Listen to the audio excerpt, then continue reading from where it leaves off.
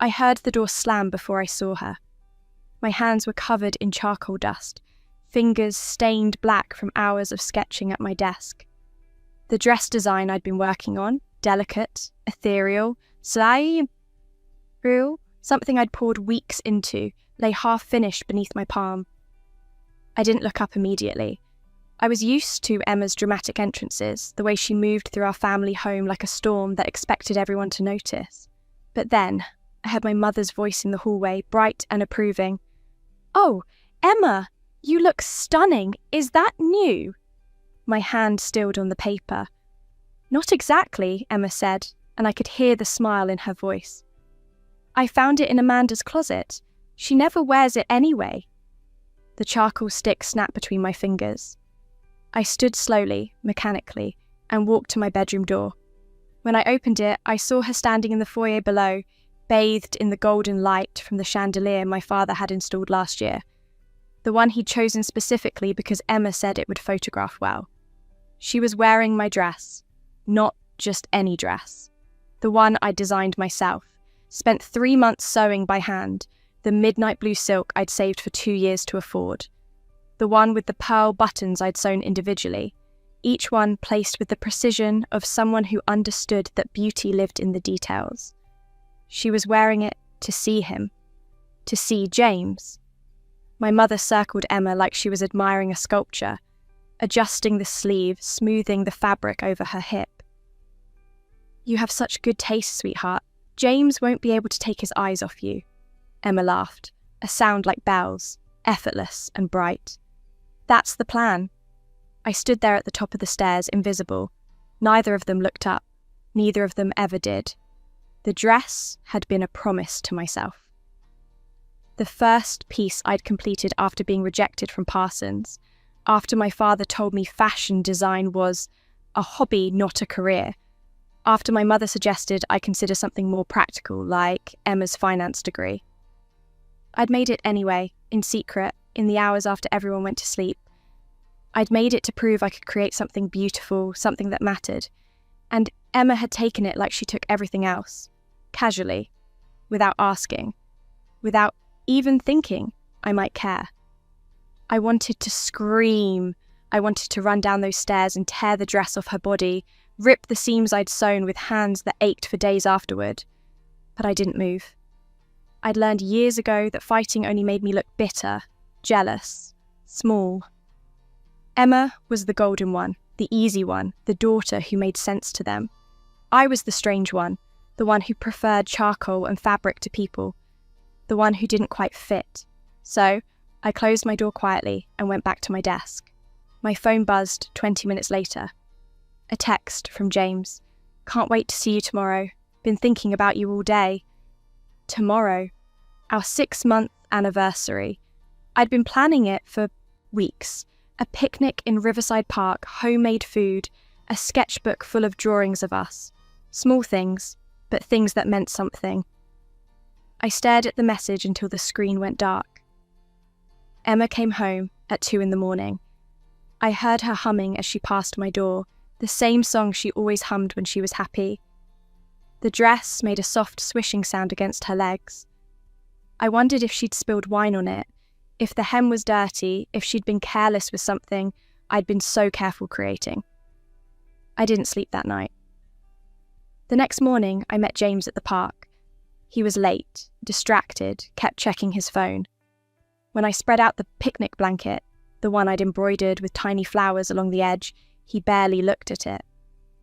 "This is nice," he said, but his eyes were somewhere else. I'd brought his favourite sandwich, the complicated one from that deli in Brooklyn he loved. I'd woken up at 6 to get it fresh. He took 2 bites and set it down. "You okay?" I asked, though I already knew I didn't want the answer. He ran his hand through his hair, that gesture he did when he was uncomfortable. "Amanda, we need to talk." The world became very small and very quiet. "I've been thinking," he continued, not meeting my eyes, "about us, about whether this is really working." I watched a mother push a stroller past us, watched the way the sunlight caught in the trees, watched anything but his face. "I ran into Emma last night," he said, and there it was. We talked for a long time. She's really something, you know? She's so confident, so sure of herself, and being around her made me realize that maybe you and we're just different, I finished for him. He looked relieved that I'd said it. "Yeah, different. You're great, Amanda. You really are. But Emma and we just clicked. I've never felt that with anyone before."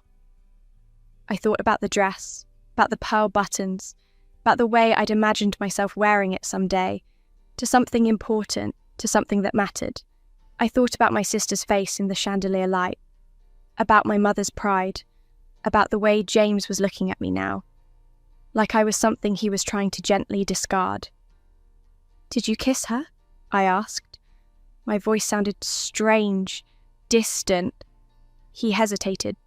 That was answer enough. I stood up. My legs felt like they belonged to someone else. "Keep the sandwich," I said. I walked home in silence.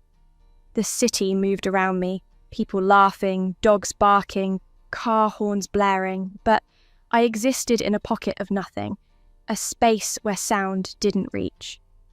When I got back to the apartment, Emma was in the living room with my parents, showing them something on her phone. My dress was draped over the back of the couch, crumpled and forgotten. "Amanda," my mother said brightly, "Emma has the most wonderful news." Emma looked up, and for just a second, less than a second, I saw something flicker across her face.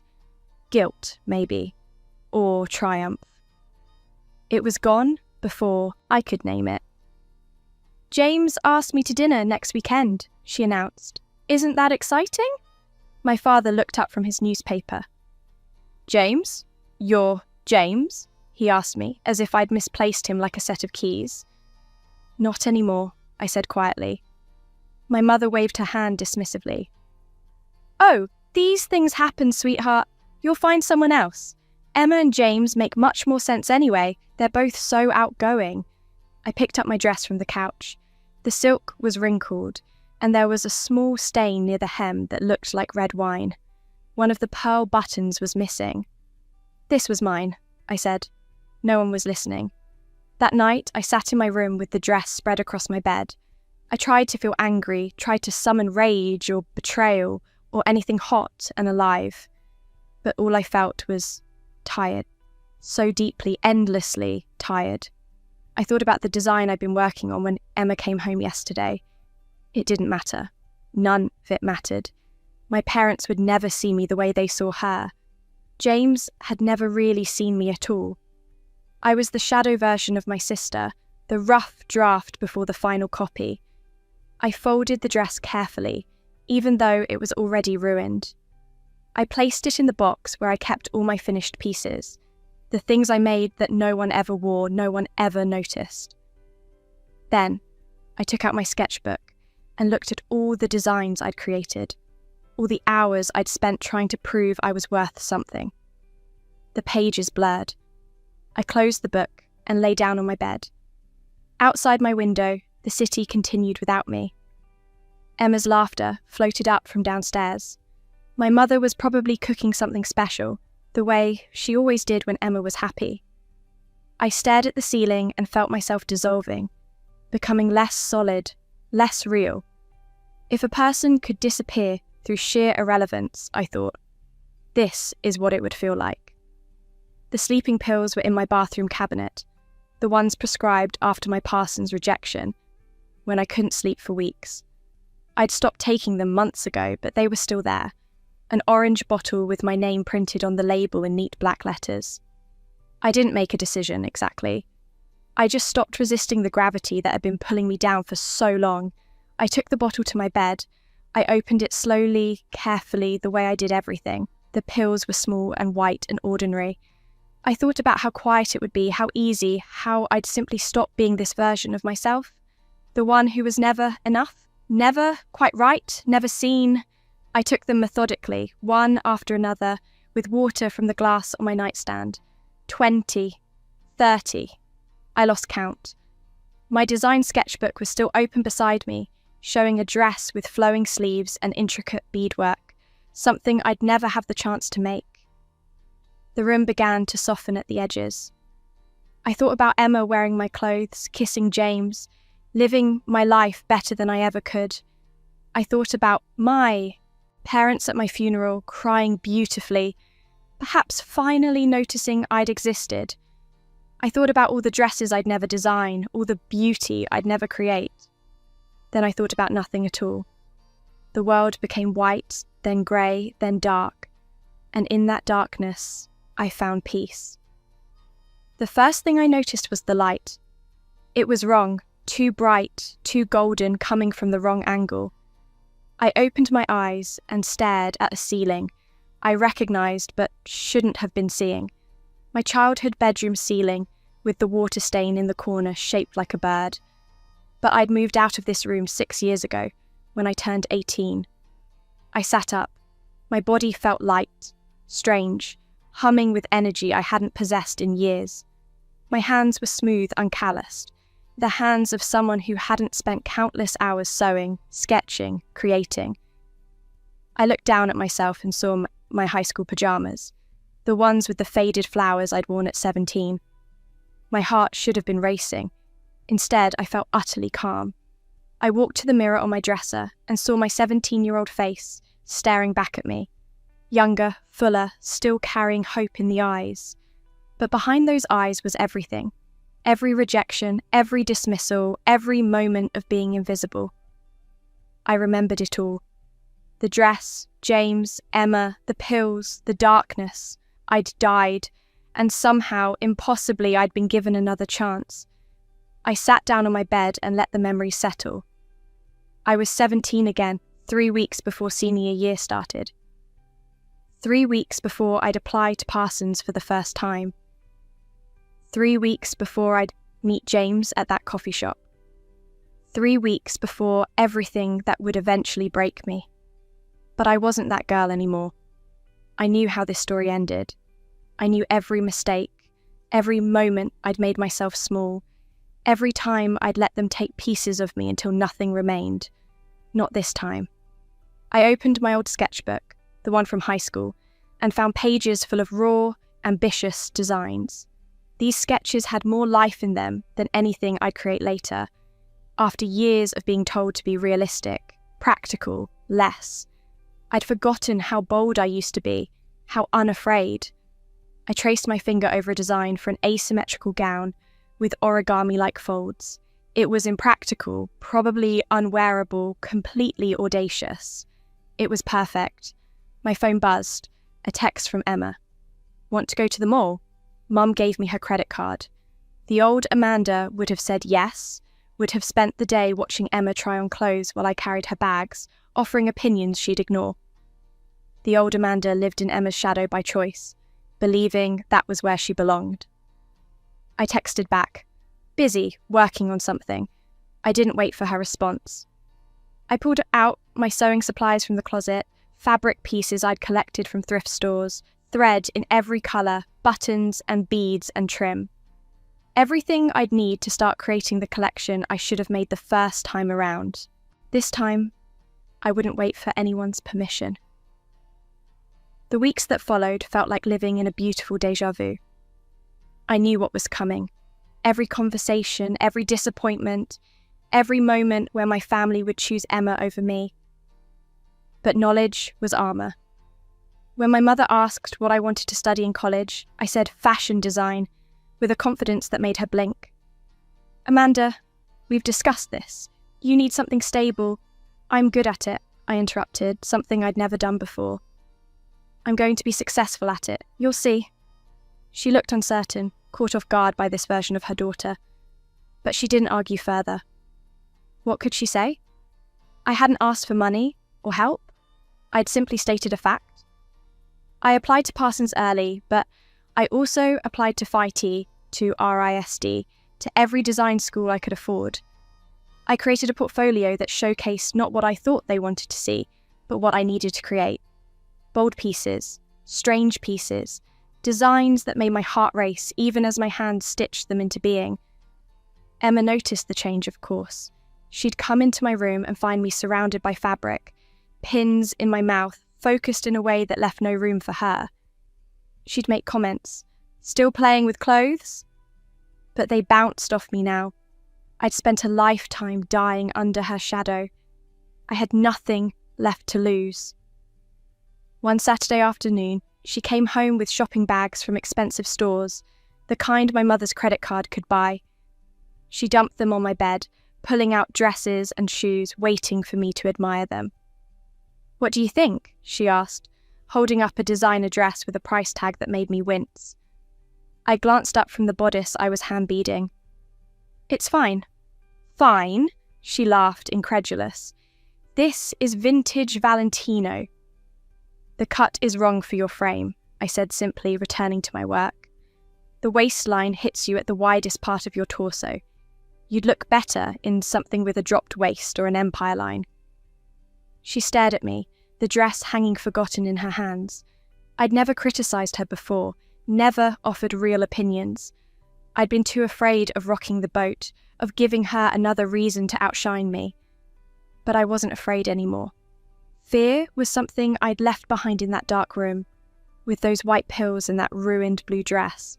"Since when do you know about fashion?" she asked, trying to make it sound like a joke. "Since always," I replied. "You just never asked."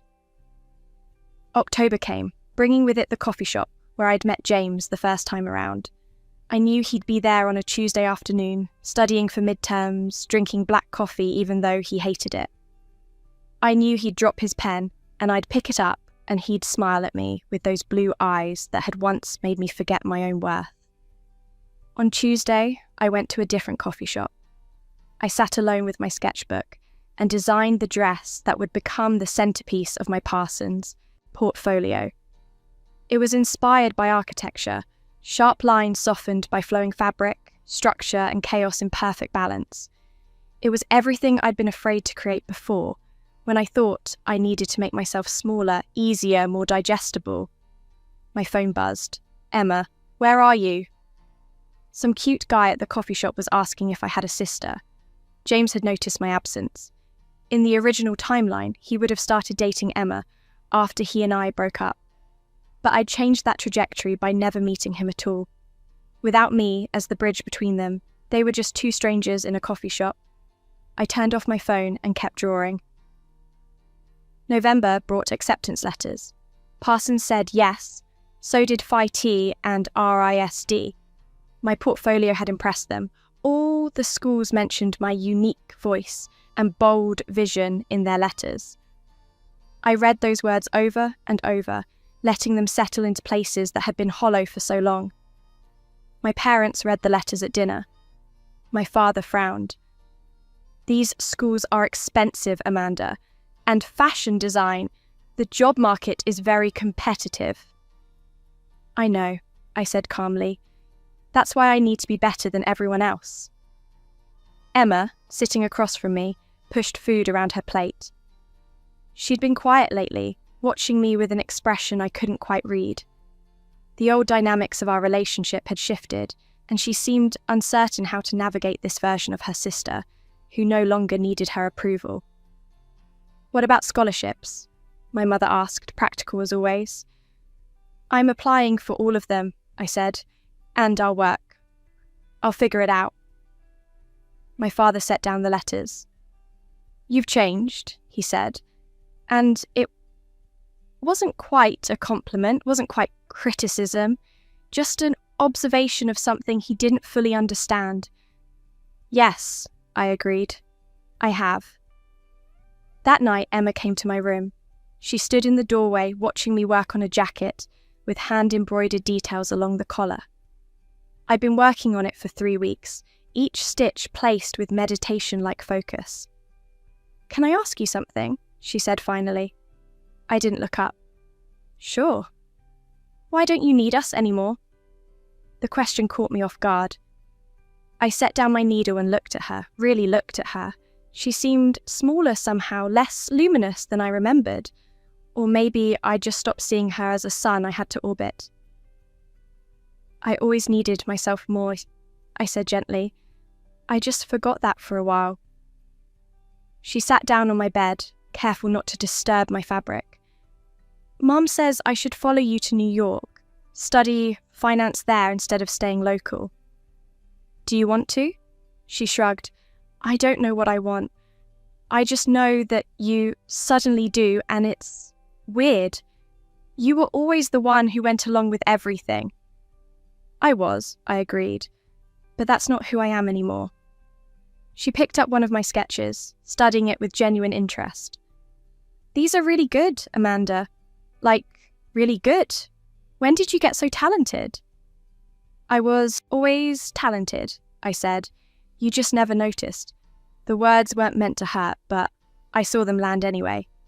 She set down the sketch carefully, as if it might break. I'm sorry, she said quietly, for taking your things, for not asking, for... She trailed off, unable to name all the ways she'd been careless with me. In my old life, I would have rushed to forgive her, to make her feel better, to shrink myself back down to a comfortable size. But that Amanda was gone. I know, I said simply. Then I returned to my embroidery, each stitch a small act of reclaiming myself. She left without another word. December brought the incident I'd been both dreading and anticipating. I'd finished the midnight blue dress, the one Emma had stolen in my previous life.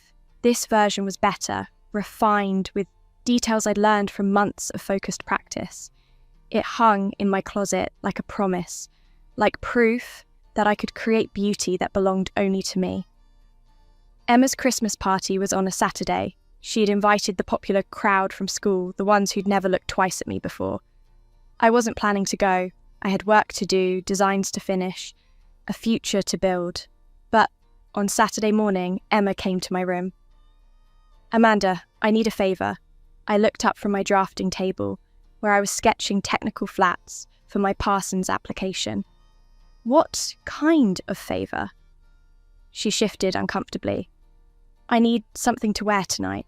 Something special. All my dresses feel wrong. But yours... Her eyes drifted to my closet, to where the blue dress hung. That one is perfect. Can I borrow it? Time slowed. This was the moment, the exact parallel to the betrayal that had begun my unravelling the first time around. I could feel the script trying to repeat itself, could feel the weight of destiny pressing down, but I wasn't following that script anymore. No, I said simply. Emma blinked. What? No, you can't borrow it. I made it for myself. It's not for borrowing. Her face went through several expressions. Surprise, confusion, then something harder. Come on, Amanda. You never even wear the stuff you make. You just let it sit in your closet. What difference does it make? I stood up and walked to my closet. I pulled out the blue dress and held it up between us. The silk caught the light beautifully, each pearl button perfect, the seams invisible. It was the best thing I'd ever made. It makes a difference to me, I said calmly. This dress represents hours of work. It represents my skill, my vision, my effort. It's not just fabric. It's proof that I can create something beautiful, and you don't get to wear that proof just because you want to. You're being selfish, she said, her voice rising. Maybe, I agreed. Or maybe I'm finally learning what I'm worth. We stood there, the dress between us, neither of us backing down. Finally, Emma turned and left, slamming the door hard enough to make my sketches flutter. My mother came to my room an hour later. Emma is very upset. She said. It's just a dress, Amanda. Would it kill you to share? Yes, I said quietly. Actually, it would. My mother didn't understand. How could she? She didn't know about the other timeline, about the pills and the darkness and the death that came from making myself too small to survive. She didn't know that this dress, this moment, was the line I needed to draw between who I'd been and who I was becoming. You've changed, she said, echoing my father's words from November. I'm not sure I like it. That's okay, I replied, and I meant it. I'm not changing for you. She left, disappointed, and I hung the dress back in my closet. My hands were steady. My heart was calm. I'd passed the test. The months that followed were quieter, less dramatic. I worked, I created, I submitted my applications with a portfolio that showcased not just technical skill, but vision, voice, identity. I worked part-time at a fabric store, saved every penny, planned my escape to New York with the precision of someone who knew exactly what was waiting for her. Emma and I existed in a careful détente. She stopped asking to borrow my things. I stopped expecting her to understand me. We were sisters by biology, but strangers by choice, and there was a strange peace in that acceptance. In February, I got my acceptance letters, full scholarship to Parsons. My parents were proud, I think, though they expressed it in their usual, restrained way. Emma hugged me, and it felt genuine, if distant. "You're really leaving," she said. "Yes?"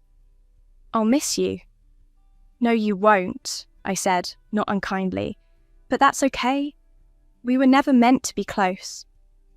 She looked hurt for a moment, then thoughtful. "Maybe you're right." I moved to New York in August, 1 year after I died and been reborn.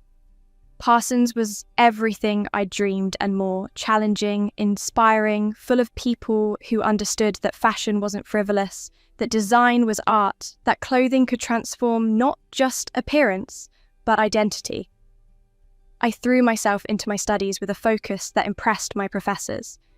In my sophomore year, I entered a young designers competition. My collection was called Rebirth, 8 pieces that told the story of a woman reclaiming herself, moving from constraint to freedom. The centerpiece was an evolution of the blue dress, transformed into something bolder, stronger, unmistakably mine. I won. The prize included a feature in Vogue's Emerging Designers Showcase. My work was photographed, analysed, praised. Suddenly, people knew my name. Amanda Rivera, the designer who created emotional architecture through fabric. My parents called, proud now in a way they hadn't been before.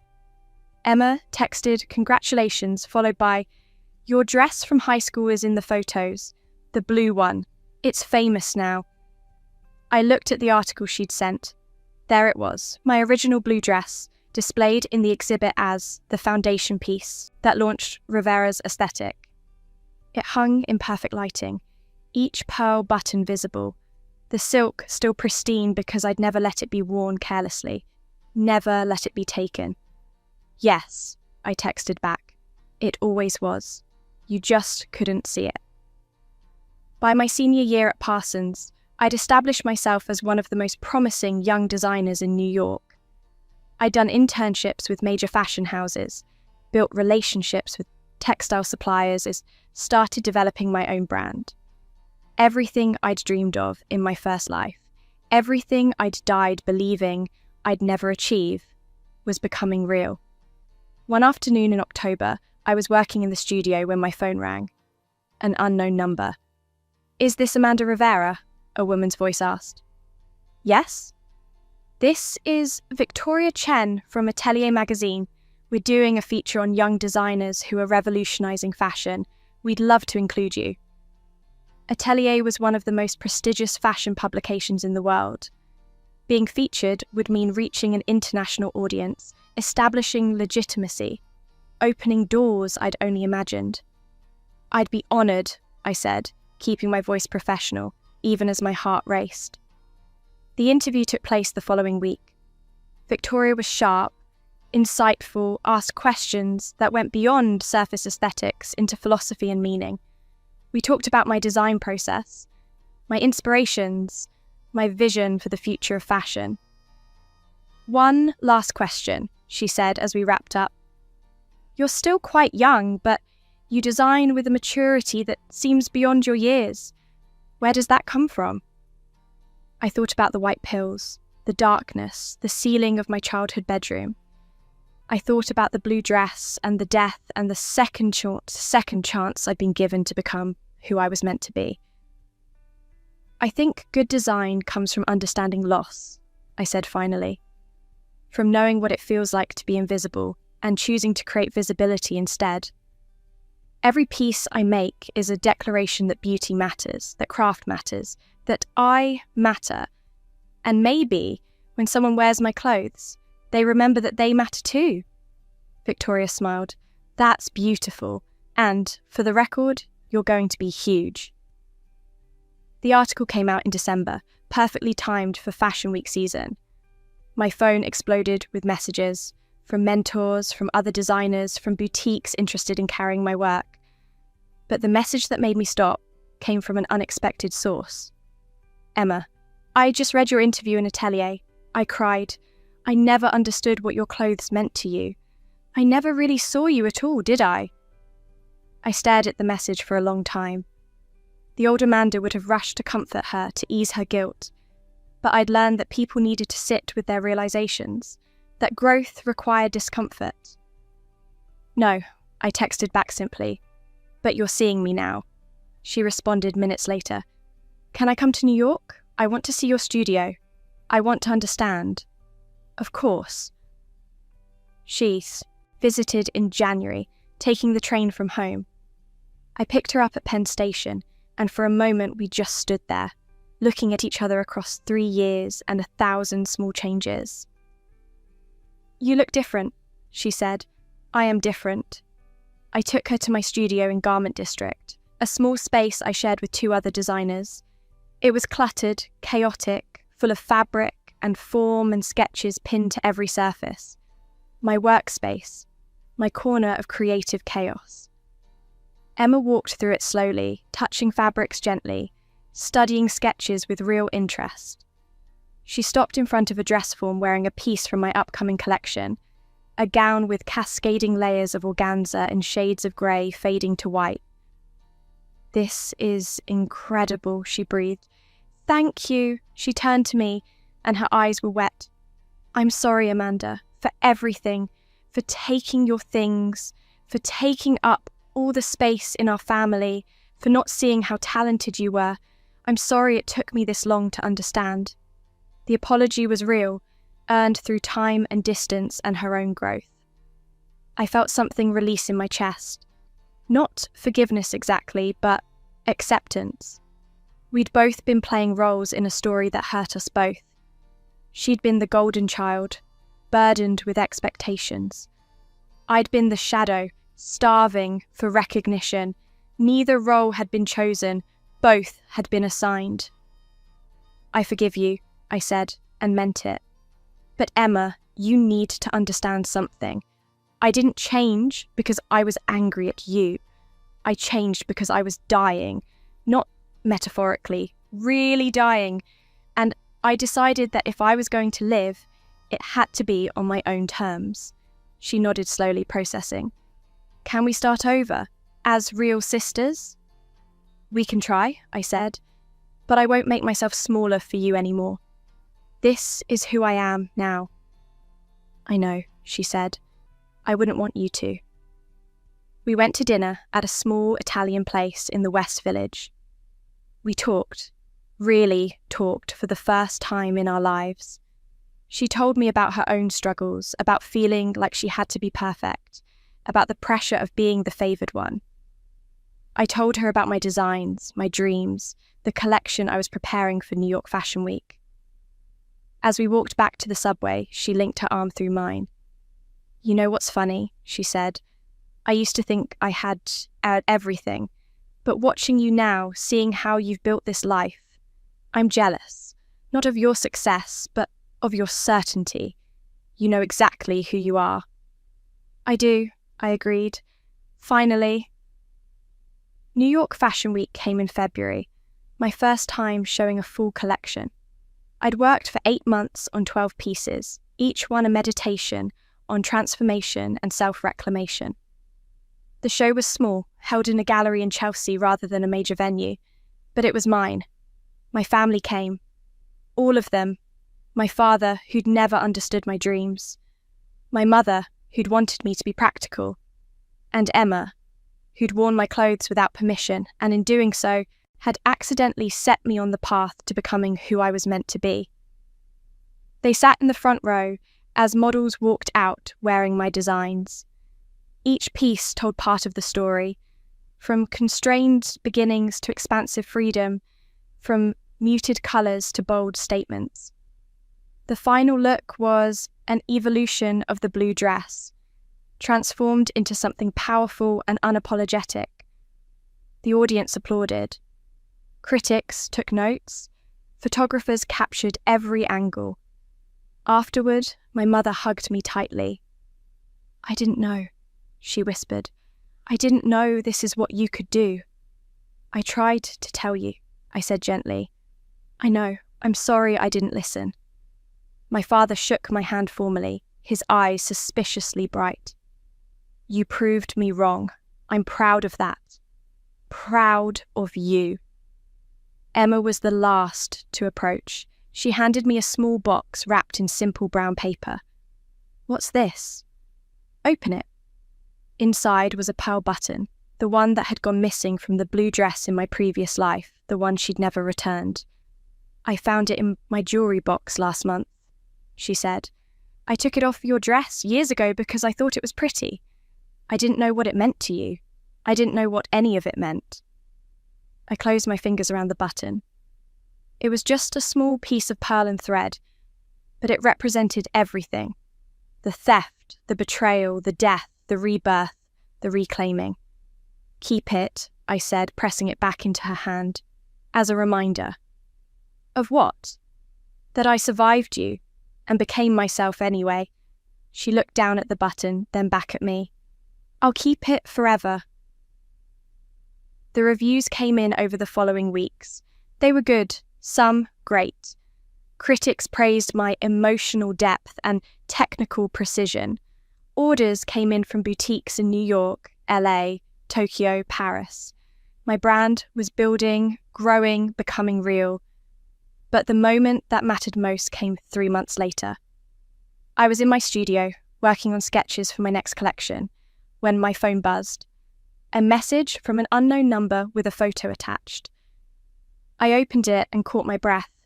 It was Emma wearing one of my designs, not borrowed without permission, but purchased from a boutique.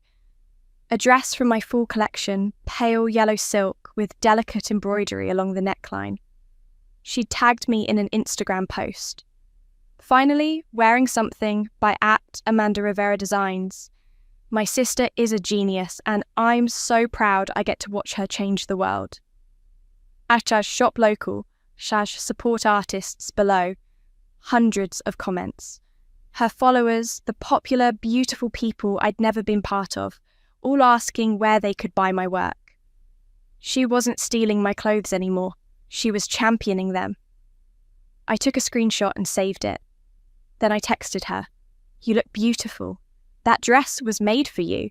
She responded immediately, "Everything you make is beautiful. And I paid full price. I promise." I laughed out loud in my empty studio. 5 years after my rebirth, I showed my collection at Paris, Fashion Week. It was the culmination of everything. Every stitch, every sketch, every moment I'd chosen to honour myself instead of diminishing. The collection was called The Distance Between Lives, and it explored the concept of second chances, of becoming who you were meant to be. I stood backstage as models prepared, as makeup artists worked, as the energy built toward the show. Through the curtain, I could see the audience filling the venue, editors, buyers, celebrities, influencers, people who'd come to see what Amanda Rivera had created. My phone buzzed. A text from Emma. "Watching the live stream from home. Mom and Dad are here too.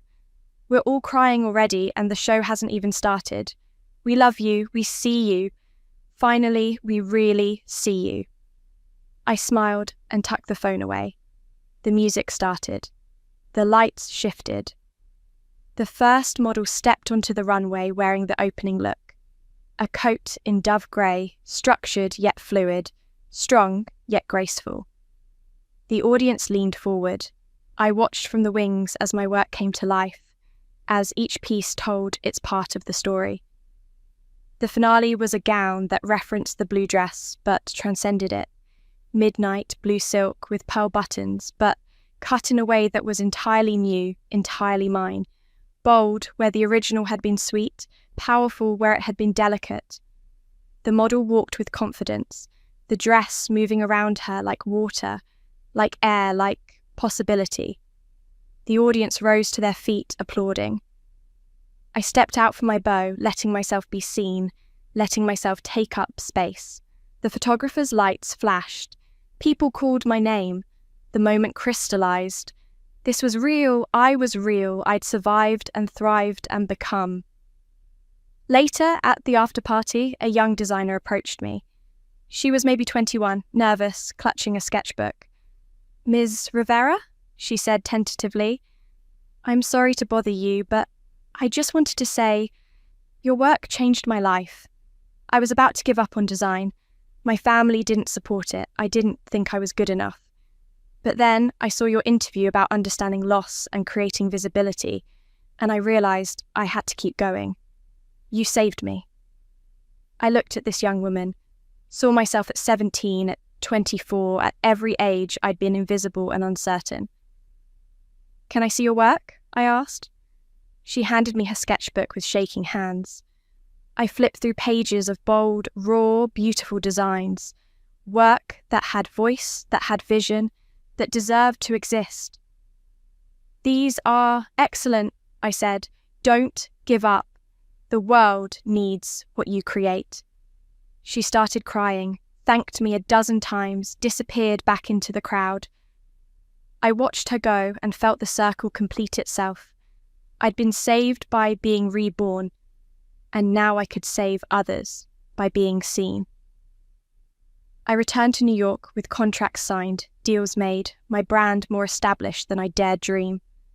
But the moment I returned to my studio, the moment I was alone, with my sketches and fabric and tools, I felt the most at peace.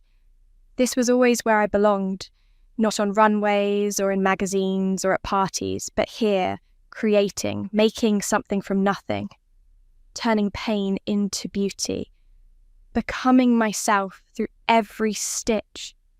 I pulled out the blue dress, the original, the one Emma had never worn in this timeline, and hung it in my studio where I could see it every day.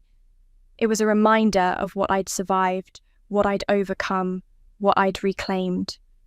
Some mornings I'd stand in front of it and remember the other life, the pills, the darkness, the death. I'd remember the girl who'd made herself so small she disappeared entirely. And then I'd turn to my drafting table, to the designs I was creating, to the life I'd built from ashes and second chances. I'd remember that I'd been given something precious, the opportunity to start over, to choose differently, to honour the person I'd always been capable of becoming. Emma called one evening while I was working late. "Hey," she said, "random question. Do you ever think about alternate timelines, like how our lives might have gone differently?" I smiled in the darkness of my studio. "Sometimes. Why?" "I don't know. I just had this weird feeling today. Like there's another version of our story somewhere, and in that version, I was terrible to you. I stole your things and your boyfriend and never appreciated anything about you, and you disappeared somehow. Does that make sense?" My hand stilled on my sketch. "It makes perfect sense." Weird, right? It felt so real, like a memory, but also like a nightmare I woke up from. "Maybe it's both," I said quietly. "Maybe we get glimpses of the lives we didn't live, the choices we didn't make." "Well, I'm glad we're in this version," she said firmly. "The one where you're famous and I'm your biggest fan and we actually like each other." "Me too," I said, and meant it with everything I had.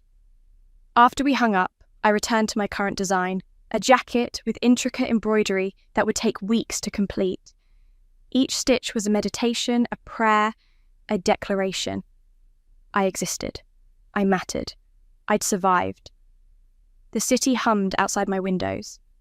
Somewhere, a girl was making herself small, believing she wasn't enough, walking toward darkness because light felt impossible. Somewhere, a girl needed to see that survival was possible, that rebirth was real, that you could die and come back as someone braver, someone truer, someone whole. I'd be that proof for her. Every design I created, every show I produced, every interview I gave would be evidence that you could reclaim yourself, that you could transform pain into purpose.